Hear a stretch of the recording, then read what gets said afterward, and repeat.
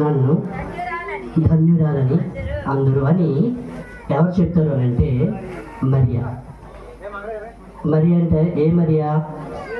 ప్రభువైన యేసుక్రీస్తు వారిని తన ప్రత్యక్షతను ఈ భూమి మీద చూపించినటువంటి తల్లి అయినటువంటి మరియా. ఆ విషయాన్ని తెలియదు. అన్ని తరముల వారు నన్ను ఏమంటారంట? ఎందుకని ధన్యురాలు అని అంటారంటే, సర్వాధికారి అయినటువంటి దేవాది దేవుని అంటే క్రీస్తుని ఆమె తన క్రీస్తు ప్రత్యక్షతను 9 నెలలు భరించి భూమి మీద ఆయన ప్రత్యక్షతను చూపించింది. 9 నెలలు ఆమె దేనిని ధరించింది అంటే క్రీస్తు అంటున్నాడు, ఆయన్ని కూర్చో ఒక మాటను తెలియజేస్తూ ఉన్నాడు. ఏంటంటే, నేనే మార్గము, నేనే సత్యము, నేనే జీవము.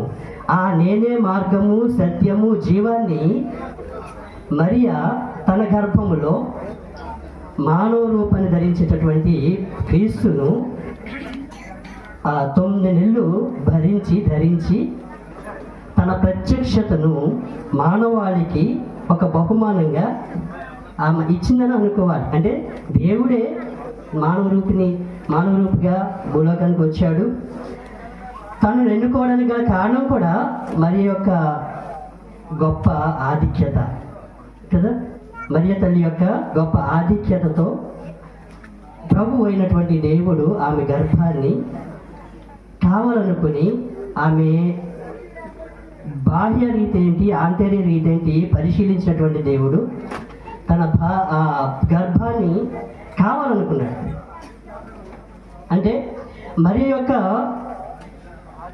ఆంతర్య లోపల ఉన్నటువంటి ఆత్మీయానుసారమైనటువంటి జీవితము, ఆమె జీవిస్తున్నటువంటి బాహ్యకరమైనటువంటి లోకానుసారమైనటువంటి జీవితాన్ని పరిశీలించిన దేవుడు ఆమెని తల్లిగా భావించాలని ఆయన ఉద్దేశించి ఆయన గర్భాన్ని ఆయన కావాలనుకున్నాడు.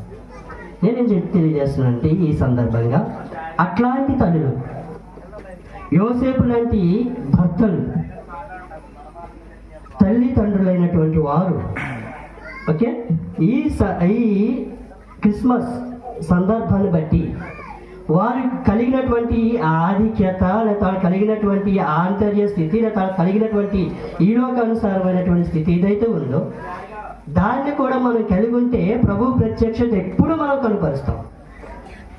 ప్రభు యొక్క ప్రత్యక్షతను మనం ఎల్లప్పుడూ కూడా ఈ లోకంలో కనుపరుచుకోగలం. అవునంటారా కాదంటారా? అవునా? ఎప్పుడు అని అంటే మార్గాన్ని అనుసరించినప్పుడు, సత్య